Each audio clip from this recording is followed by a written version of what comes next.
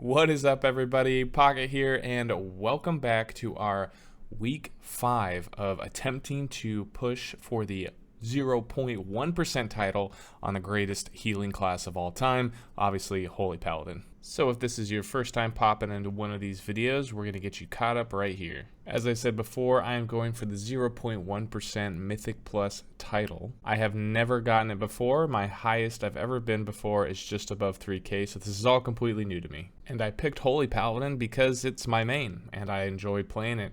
I did not realize it was going to be far inferior compared to all the other healers, but yet here we are, still making progress. So in this video, we're going to be talking about all the highlights, all the low points, sharing some of the new tech that I'm learning as we do these higher keys. I will take a minute to talk about DPS for healers and if it's actually required, and also making fun of completely toxic players. And don't forget, if you enjoy this video, hit the like button, and if you've seen all the other videos and you haven't hit the subscribe button yet, come on, what are you waiting for?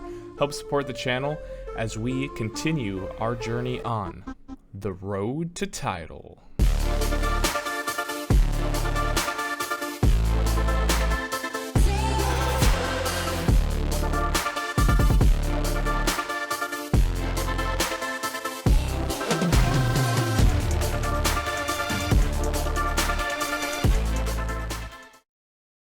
Alright guys, before we get into anything, we have some news. We're getting a buff. Word of Glory healing is increased by 15%, and Light of Dawn healing is increased by 20%.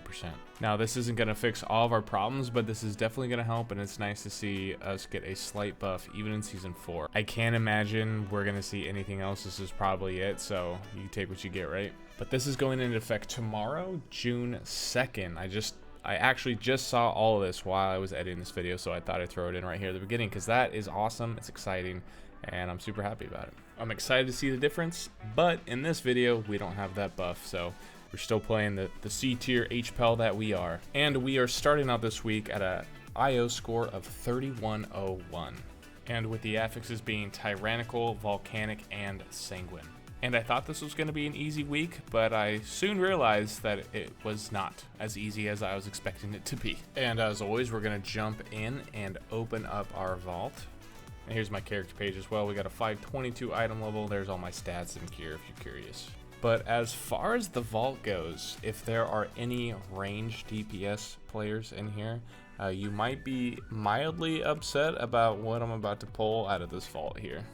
That is if you don't have the item that I get. And that's going to be a Myth-Track Tome of Unstable Power. And we're actually going to be swapping to that trinket because it does do a huge amount of damage. And then on top of just having a giant intellect stat weight as well. So moving forward, our two trinkets that we will be running is Tomb of Unstable Power and the Farrak trinket. So the goal this week, or what I was aiming for, was to time pretty much all the dungeons on a plus 14, but that will prove to be a little harder than I expected. We're starting off the week here in a plus 13 Brackenhide Hollow, and one of the things I wanted to mention at the beginning is some of the new tech that I've been learning in these dungeons. And if you already know it, that's awesome. I just learned it today, or not today, I just learned it when I did this key. So I thought I'm going to share some of these things along the way. And the first thing on this fight specifically is you want to kick the earth bolts, but you do not want to kick the heal, which sounds weird if you don't know why, but the heal in this fight is scaled to a mythic 0 rating. So the heal that goes off doesn't actually do that much healing because of the health pool of the enemies are so high and the heal is so low, it doesn't make that big of a difference. So you really don't need to kick it, and it's way better to get the old earth bolt kicks. But the group ends up falling apart here because initially the rogue bot got hit by the whirlwind and then took an earth bolt immediately while he was standing in it, killing him, and then the hunter died because the bleed kind of wore off on him, which could be my fault. He could have used turtle though, so... But then as you saw, we just battle res the rogue there, and he took it while he was inside of the whirlwind, which goes back to the video from like 2 weeks ago. Guys, just make sure you look around before you take the battle res. So now we're going to move on to a plus 14 Algathar Academy. And this is where I learned another piece of amazing tech for this dungeon. And I had absolutely no idea that you could do this. So during the deafening screeches, you can come over here in the corner next to the staircase on any of these staircases and LOS the deafening screech and take 0 damage. And you could do this every single time, never taking damage and also never getting the stack. If your whole team was on the same page, you could just constantly LOS this and everyone would take 0 damage except for the tank. So if you know your tank is fine, then you could indefinitely never get out of phase 1. Now, I don't know if you would technically want to do that, but it makes doing 4 stacks that much easier for some of those classes that have issues surviving the 4th hit. Keep in mind though, if you are going to try this, you have to LOS before he even starts casting Deafening Screech. And if you're going to practice, make sure you just practice on the first one, because if you mess up, it's better than messing up on the 4th one rather than the first one. Yeah, so there it is. I'm learning a lot pushing these higher keys and playing with people who do this all the time. But again, no one teaches you this, so this is where I learned it today. And unfortunately, we did not end up timing this key during the Arcane Fissure when we got knocked back. I then turned around and stepped on the swirly that you're not supposed to stand in, and I died. So my team died shortly after this, and we unfortunately did not end up timing the key. And even with the battle res, I just was unable to get them up fast enough before they got hit with the arcane bombs. We ended up attempting a lot of other keys that day, and none of them went well. We bricked a whole bunch of them.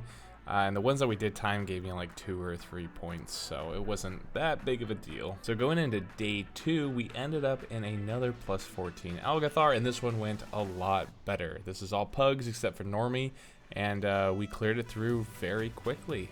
And timing the key is going to give us 7 points, bringing us up to a total score of 31-38.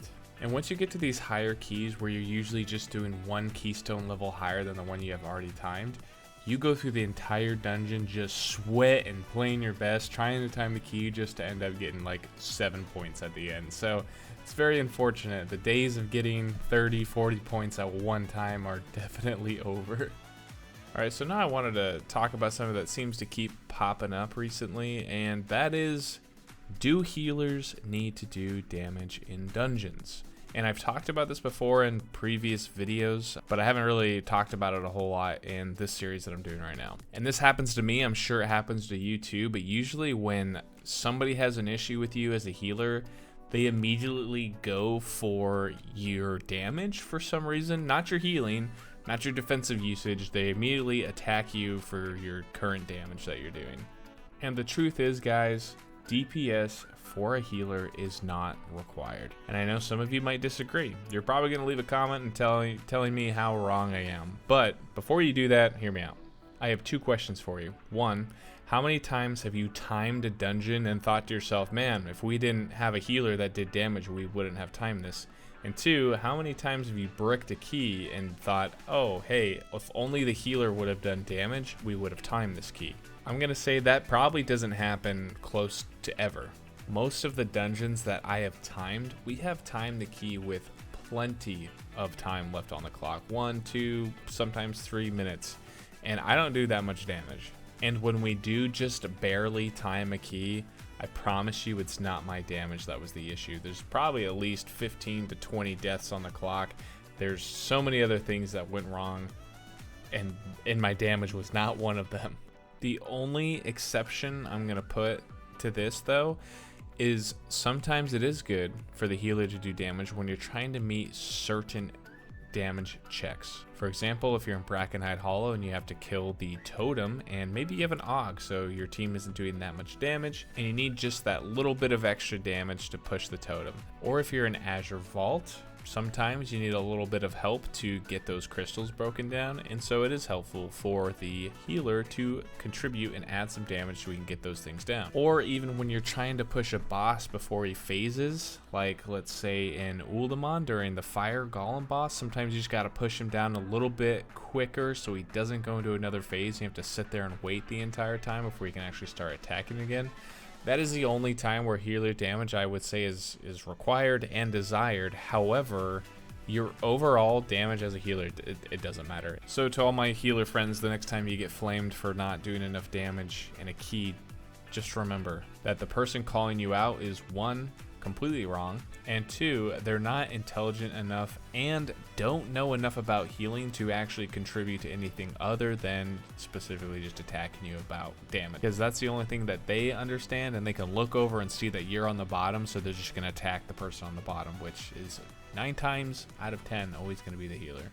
But healers, remember, this is not a hall pass either. Like, you should never just be standing there waiting for something to happen. If there's not a whole lot going on, do damage. Help your team out a little bit. But again, at the end of the day, you are not timing keys. Your keys are not getting bricked because your healer didn't do enough damage. Now, it might be different if you're doing like a plus 19 key, but I'm not doing a plus 19 key, and you're probably not either. So let's not talk about what if scenarios. Let me know what you guys think though, because I'm actually curious. Like I said, this keeps popping up in YouTube videos I've seen or other people's streams or people telling me about it. And any reputable healer is saying very similar things to what I'm saying, and any random DPS pug in dungeons is saying the complete opposite. So if you disagree with me, I am curious to know your opinion and why you think I'm wrong. And if I am wrong, at what keystone level would you say it's actually required to start doing damage? Because I'll tell you right now, the 14s and 15s I've been timing, I could have sat there and done absolutely nothing but heal the entire time, and we still would have timed the keys. So I know at a minimum it has to be higher than a plus 15. But anyways, this plus 14 Halls of Infusion was actually going very well until I made a slight mistake here, and I was just barely off, wasn't behind the iceberg all the way, and I die, and of course the healer goes down in this boss fight. There is no way that your team is going to survive. So even with the battle res, I just don't have enough things to press to get my team up in time. There's Holy Paladin for you. And we actually end up wiping here. But there is enough time on the clock that we managed to run it back, kill the boss, and time the dungeon. So we end up timing the dungeon with 25 seconds left to spare, and let me tell you, it had nothing to do with my 56k overall damage for the dungeon. And this dungeon was score for us, and it's going to give us a massive 3 points. And after that Halls of Effusion, we end up in a plus 13 no cood. And at this point, I only have an untimed plus 11 on a Tyrannical week. So by timing this, we got a huge plus 14 points, which is probably going to be the most amount of points we're going to see in a very long time. And that's going to bring us to a total score of 3155. But not much to report on that other than just timing the key. It was super clean run, almost 5 minutes left over. I don't know, probably wouldn't have timed it though if I hadn't done my 49k overall DPS, but who knows. All right, that was my last one. I'll stop saying that. Now, one of the final keys that we ended up in was a plus 14 Uldaman. And let's be honest, this dungeon is the absolute worst. I don't know a single person who's like, yeah, let's go do an Uldaman, it's gonna be lots of fun. The dungeon is way too long, it has too many bosses, too much trash, and not enough time. That's just my opinion. Anyways, we ended up picking up a warrior tank. This is the second warrior that we've taken all season, and honestly, it's not really just because we're refusing to take him, but you just don't see him very often. Same with a brewmaster. I don't know if I've done a key with a brewmaster, or let alone had a brewmaster sign up for one of my keys. You just don't see him very often. Anyways, the dungeon started off fine, nothing out of the ordinary, just the same big pull they usually do in the very beginning. A little bit smaller than what I'm used to, but honestly, that's fine. Pull as much as you are comfortable with. If you're a tank and you feel like you can pull all 3 of the rooms, do it. If you feel like you can only do just the 2, then just do the 2. So everything's going quite well. We get to Bromach here. We have Lust ready. And a lot of times you'll see in some of these higher keys, if you're not familiar, is you'll take this first trash here, kill the caster, and then you will pull the 2 other guys into the boss. The reason why you do that is because they do their Bloodlust ability that makes it so the boss will take additional damage, but he also will hit harder. So anyways, as we stated in the very beginning of the video here, it is a sanguine week. So you really don't want to kill the ads straight underneath the boss, because what's that going to do? Yep, it's going to heal him to full health, and that's what we do not want to do. So one of the ads is going to go down here, and he does stand in it for a second to cast the totem, so he does get like a couple ticks of healing, which isn't ideal, but hey, it's not the end of the world. But as we're killing the totem, the tank drags the ad on top of the boss who is lying on the ground, and we kill him. We kill the ad on top of the boss. So what does that do? Yep, it heals him all the way to full health while he's lying on the ground, stunned, not doing anything. Now before I go any further, and if you have to, go ahead and play the video back a little bit. But whose fault was that? Was it the tank's fault for dragging the ad on top of the boss? Or was it the DPS's fault for killing it while it was on top of the boss? Now for me personally, I would go out and say it's 100% the tank's fault. If the ad was almost dead, he shouldn't have pulled the ad near the boss. He could have easily kept him away from it as the DPS killed the totem and it would have been fine. But with the mistake being made, there's no way that we're going to do this. I run out of mana long before the boss ever comes close to dying. And now I'm only doing this and bringing this up because at the end of the dungeon, the tank proceeded to use very colorful words and tell everyone how terrible they are and how it was their fault, that they should not have killed the ad while it was on top of the boss, and how their damage was too low, and that nothing that he did was wrong. And I know he said all of these things as well is because afterwards Raquel was curious to see what kind of experience he had in past patches and whatnot, so he went onto his Raider.io profile obviously just to kind of see, and it turns out he's a streamer and was streaming. He was complaining that there wasn't enough kicks going off. He was complaining that they should have used a knockback to push the ads back. Guys, there's not a single class in here that has a knockback. I know the mage has fire breath, maybe he has something else, but other than that, the mage might have one, but that's it. DPS might be a little low, but healing the boss to full health definitely doesn't help. Anyways, I just thought I'd share a little drama with you guys. It just left a really bad taste in my mouth that someone would just be so rude and toxic about something like this, especially when it's coming from somebody so ignorant and clueless as this. And I understand, keys can be frustrating sometimes, especially when other people are making mistakes that aren't your own. But there's too many toxic players in WoW, so don't be one of them. Erase that message that you're gonna type, and then just go about your day and try and get the next one. I don't know, maybe I missed something. Maybe it was the DPS's fault. I'm not sure. I play a healer. All I know is that I kept the team alive, and that's what I'm there for. Anyways, it was a pretty tough week all in all. We're going to end out the week with a score of 3158, which is only 57 points higher than where we started, which honestly isn't a lot. Not a lot of gain this week. So it's definitely rough. And I would be lying if I said I wasn't slightly discouraged, but we're going to keep going. We have a goal in mind and we are trying to get it.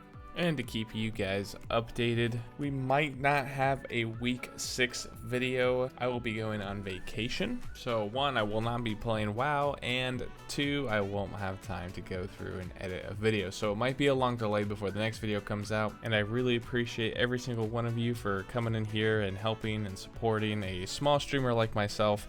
We are almost to 500 subscribers on YouTube, which is awesome. It's a great benchmark, and I'm super happy that you guys are here and helping me out, and I hope you guys are enjoying it as much as I am.